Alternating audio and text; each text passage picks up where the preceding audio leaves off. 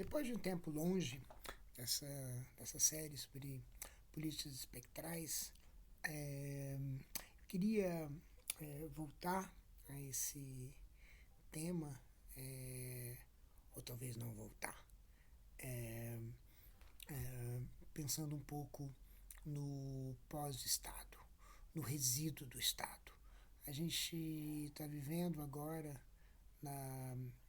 no continente, na América do Sul, uma proposta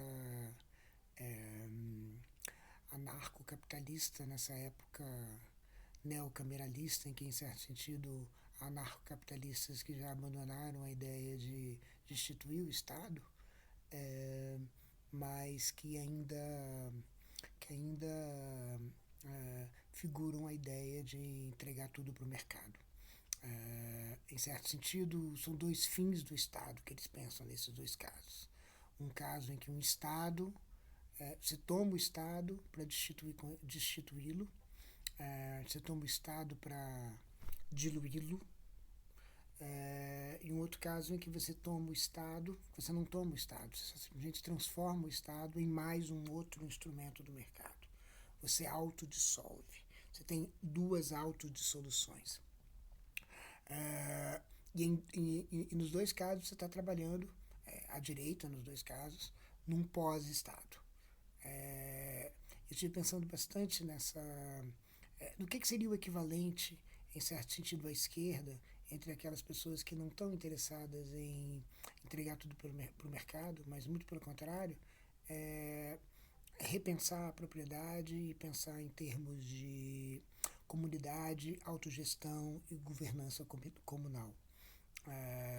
E aí a gente pode pensar no pós-Estado, e essa experiência do pós-Estado, talvez essa seja a experiência do século XXI, a experiência do pós-Estado. Transformar o Estado, talvez, no certo sentido, em um espectro. E utilizar o próprio espectro do Estado para diluí-lo, ou para dissolvê-lo, de alguma maneira. Algumas dessas duas maneiras que a direita faz, ou de alguma outra maneira. De toda maneira, a gente pode pensar num Estado que, por exemplo, para começo de conversa, que ativamente institui mais e mais e mais aldeias, mais e mais e mais terras indígenas, que são terras autônomas, mais e mais e mais quilombos, e mais quilombos urbanos, que são outra experiência de autonomia, outra experiência de autogestão, e vai, em certo sentido, destituindo o próprio Estado, ou usando a fricção que o Antônio Bispo dos Santos, o Negro Bispo, diz, saindo da política e entrando na autogestão. E produzindo isso por meio de estímulo, encorajamento de mais e mais e mais comunidades são autogestionadas.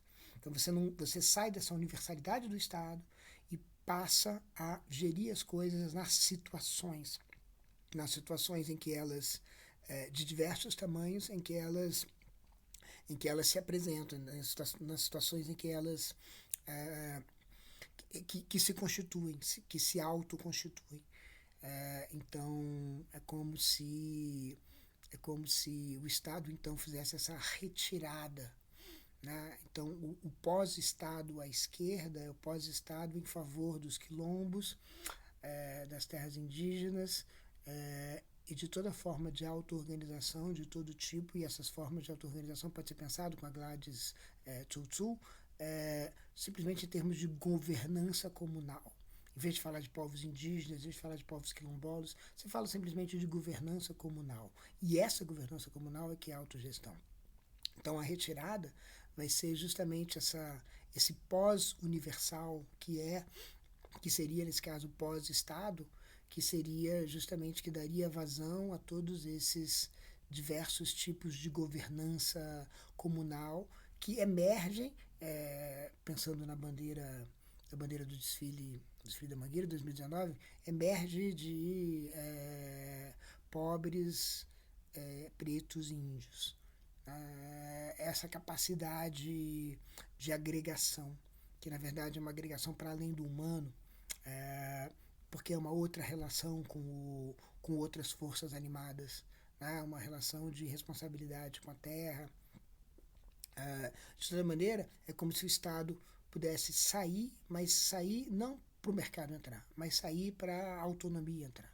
E a autonomia que é situada. A autonomia ela rompe com o mercado, porque o mercado também tem um compromisso com o universal. Também tem um compromisso com alguma coisa, com o político, em algum sentido amplo. No sentido amplo que se contrasta com a autogestão. Bem, então, de alguma maneira, a política ou essas estruturas universais se auto-imolariam no sentido de se transformar num pós-estado em que você tem comunidades. É como se o Estado servisse para terminar com o Estado, terminar com a estrutura que ergue, sustenta o Estado, que é, em parte, as estruturas universais, inclusive a estrutura de uma propriedade universal. Então, esse pós-Estado poderia ser alcançado dessa maneira, né? Poderia ser alcançado por esse esforço direto de autodiluição do Estado. A gente poderia pensar que o Estado podia se transformar ele mesmo num quilombo. Né? Aqui falando de Brasília, imagina que as palavras dos ministérios se transformassem numa aldeia ou se transformassem num quilombo, que aí sim se autogerisse. Né? Então essa talvez fosse a melhor maneira de autodiluir o Estado. E de toda maneira, o que é interessante é que eu tive hoje numa conferência, numa convenção de partido, e acho que os partidos, de fato, eu não consigo tirar da minha cabeça que os partidos são instituições vinculadas à democracia burguesa, vinculadas ao Estado, vinculadas a essa estrutura de poder, que é uma estrutura de poder colonialista. Então, basicamente, os partidos são estruturas colonialistas, que vão ser colonialistas com respeito às políticas de habitação, às políticas de relação com os não-humanos e também se aproximando das comunidades sempre de uma forma colonialista. Então, eu vejo que os partidos à esquerda, eles não estão pensando no pós-Estado ainda. Só que então, acontece que o pós-Estado já começa a ser visto. O pós-Estado já... em certo sentido, toda a experiência da necropolítica em todos os lugares é uma experiência de pós-Estado. Enfim, o Estado é uma coisa muito... A experiência negra, a experiência marginal do Estado num país como o Brasil, em outros países desse continente, em outros países desse continente, incluindo os Estados Unidos, é uma experiência de uma guerra em que a universalidade saiu de cena, é simplesmente um inimigo, nós estamos sendo caçados. Então o Estado é simplesmente o caçado, não existe contrato, não existe nada disso. O Estado é simplesmente o caçador, né? Na sua instituição polícia e nas suas instituições jurídicas. Então, a experiência do pós-Estado é a experiência do século XXI. E a direita se deu conta disso. Se deu conta reequipando para seu próprio benefício um certo sentido de anarquismo, que é o ANCAP, e também pensando em alternativas de pós-Estado. Ou seja, o original político da direita nos últimos anos é pensar o pós-Estado. Né? É pensar essa saída de cena do Estado. Uma saída de cena que, de fato, parece que está acontecendo já, né?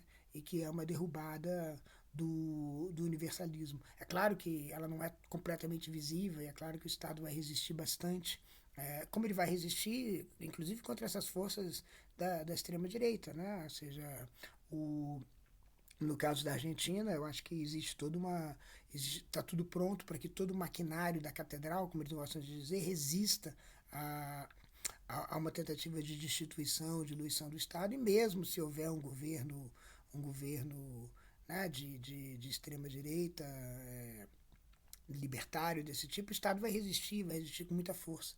Mas a questão é, aqui, pensar o pós-Estado. Fazer com que o pós-Estado não seja uma coisa simplesmente que aconteça, mas se transforme num projeto político, ou num projeto, se vocês quiserem, pós-político. projeto pós-político, que é um projeto de constituir uma sociedade que é contracolonial, porque não só ela não ela resiste ao Estado, mas ela consegue, ela é bem sucedida em tirá-lo do lugar, em destituí-lo de alguma maneira, em fazer com que ele seja substituído por uma outra coisa, por uma outra forma de governança, uma outra forma de governança que não é universal, uma outra forma de governança que não é uma forma de governança associado